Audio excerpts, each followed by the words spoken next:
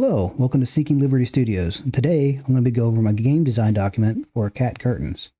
This is one of my first games that I'm making, so I'm not expecting too much. It's going to be short and sweet to the point. It's going to be over the span of 4 weeks. So let's go ahead and get into it. The idea behind Cat Curtains is I plan on it being like a Double Dragons beat 'em up type game. But moreover, it's going to be worked with cats, not necessarily people on the streets and fighting. And since it's just me, I don't expect anything extravagant. I just expect just enough to say, hey, this is a beat 'em up game.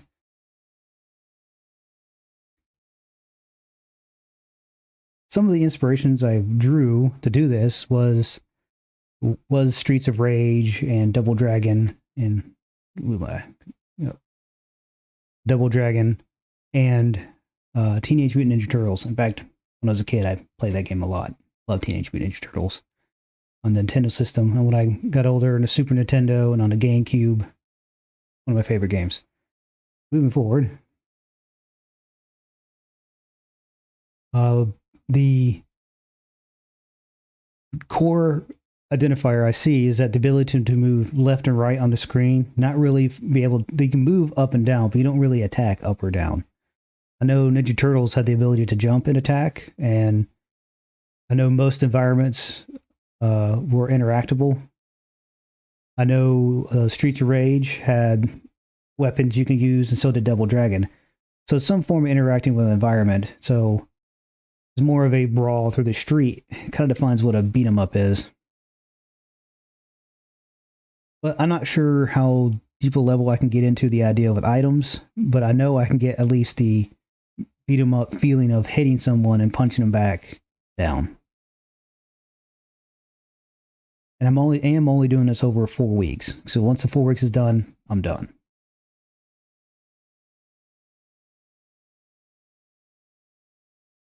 So what's the idea behind the core game loop here? So once you enter the level, you're going to have enemies that spawn. And then when you attack the enemies, you're going to be able to fill up your own special meter. And then once that meter is maxed out, you can use a special. And for this case, since you're a cat, you could be able to shoot a furball at somebody. And at the end of the level, you fight a boss, or you beat the level and you get a power up. And I don't expect to be a lot of levels. I probably only doing 2 levels since it's only 4 weeks, my time constraints. But I'm shooting for 3 levels right now.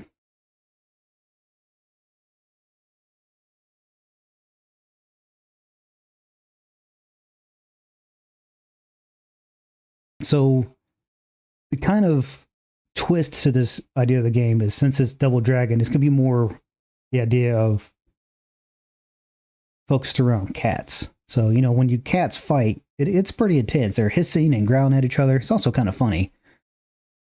But it can also be deadly because cats are ruthless. Also, the idea that these are cute pets that are fighting. We all seen like Happy Tree Friends where it's just gruesome. I don't plan on getting so grotesque, but there is a sense of humor to having cute things fighting on your behalf. What makes cute pets so great is that you can remember it. It's like, oh, that was a cute little fighting game or whatever. On the flip side, ugly pets. Well, it's exactly the same thing, except it's just like cute pets, but it's funnier. Like if you think of those hairless cats, they're cute, but really ugly. And the only reason they're cute because they're so ugly, it's funny. So, and also I plan on twisting into some food. So part of the power-ups, because, cats love canned cat food. And whenever you open a can, if a cat's trained for it, he'll come running. And if you ever owned a cat, you'll know that they'll kill just random things and bring them into your house. They'll kill bugs, they'll kill lizards, they'll kill birds, and just bring them into your house. Now, I'm not a cat person, so I don't really know why to do that, but I know they're known for it. So I kind of want to use that whole idea of you're just having fun like a cat killing these creatures, but there is going to be some of a subtle storyline behind it of why these cats are doing it. The core mechanic, I want a classic beat 'em up style, slash left or right. There's no real up or down attacks. You can move up and down. to get in line. I want the idea of the more attacking you do, I'll move my piece over here for a moment. And the more attacking you do, you fill up your power meter. And as you get this power meter filled up, I said this before already, that you get this special attack. Now, these special attacks can be modified depending on which level you beat, kind of like Mega Man. And I'm still deciding if I want like a Mega Man level style of selection, where you pick your level and you go get that power up.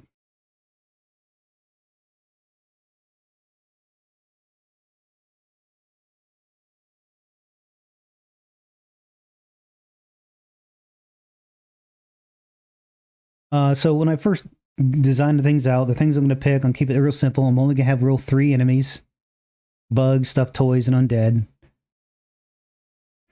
And I've only really want to keep it really simple. And this is going to change throughout the process, because this is going to be a weekly update. So every week I'm going to try to update this and kind of go over it again.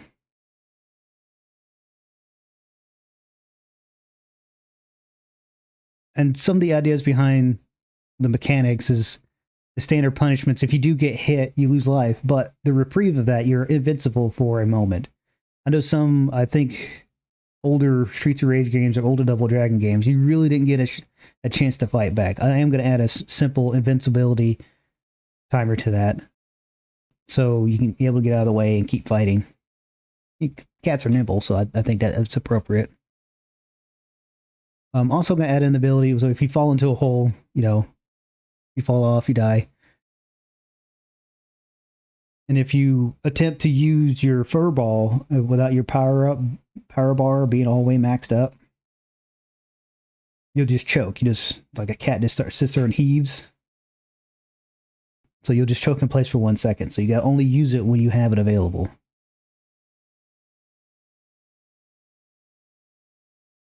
Some of the other mechanics I think that are needed, saving, but I'm gonna leave that optional. Is if you die, you go back to the level, and if you quit the game, you have to start all over.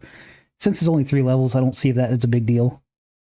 A health bar, I need to make sure I have that. I would have got some of it started from my live stream, but I need to update it to use as either hearts or paws or something else. The ability to restart the level without losing the entire game. So if you die at level 2, you don't go back to level 1.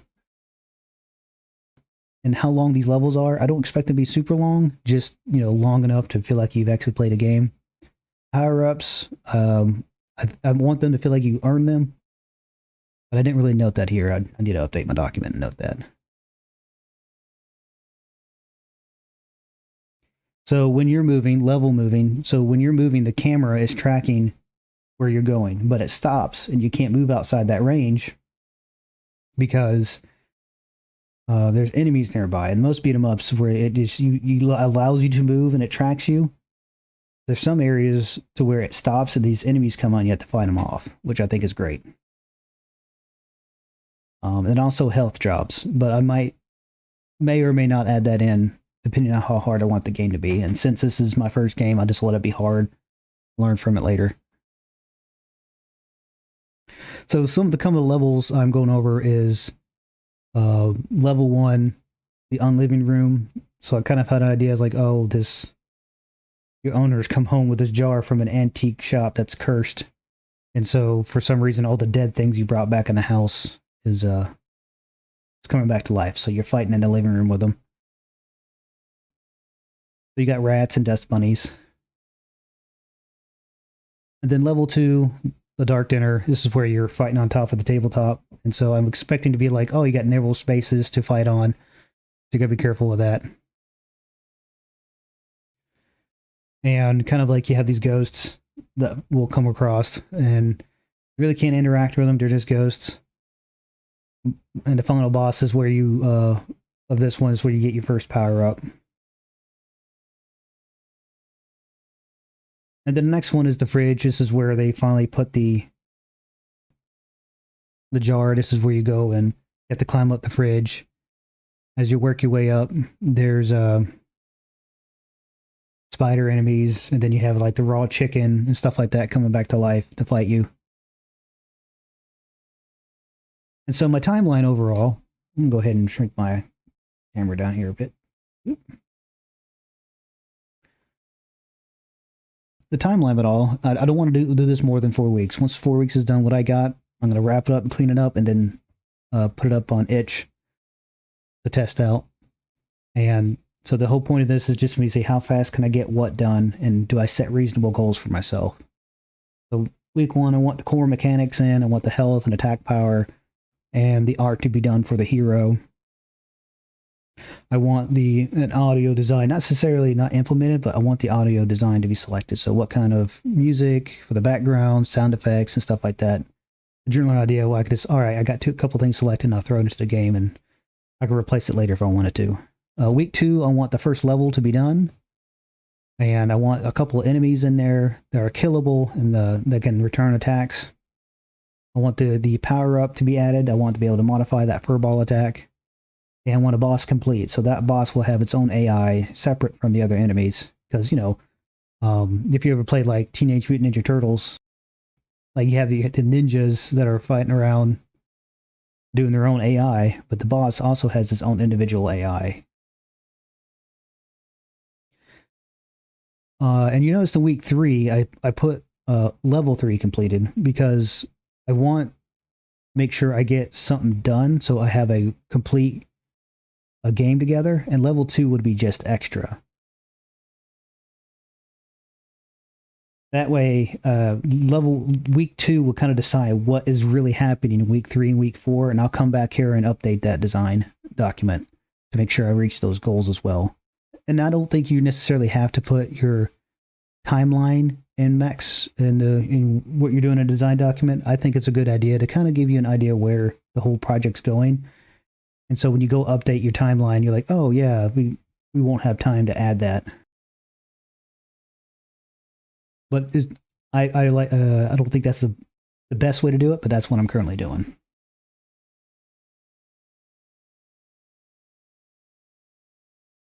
Okay, so I do plan on using like the asset store assets, and I'll list them here, what I do use, music and stuff like that. So I don't mind people replicating my game. I do plan on whatever code I come up with for this game. I do plan on putting on a good GitHub, but that's a big maybe because we'll see how far I get with it. All right, so what I'm currently missing in this design document, what am I going to do for marketing? I don't think I need to do any marketing. So this is my first game. Really focus on getting the actual job done. The exact art style is still kind of up in the air. So I'm kind of hoping I can find art pieces that kind of fit and blend well together to what I actually do later on down the road with it. I don't really have concept art. I don't think I have time for it. I didn't necessarily specify what kind of audio and sound effects and what kind of mixers I'm looking for here. And I didn't also satisfy the UI. I don't know what exactly is supposed to look like. And I know over the next week I'll be updating this. I think week 2 I'll be updating this document. It says, all right, I want this stuff in my game. I want to make sure it fits together because I know I have some more research to do, but I have time constraints. All right, I think that's it. If you guys have any comments of what I should be including, of what I missed, let me know in the comments below. I would also appreciate if you liked the video. And if there's anything else, please let me know. Have a good one.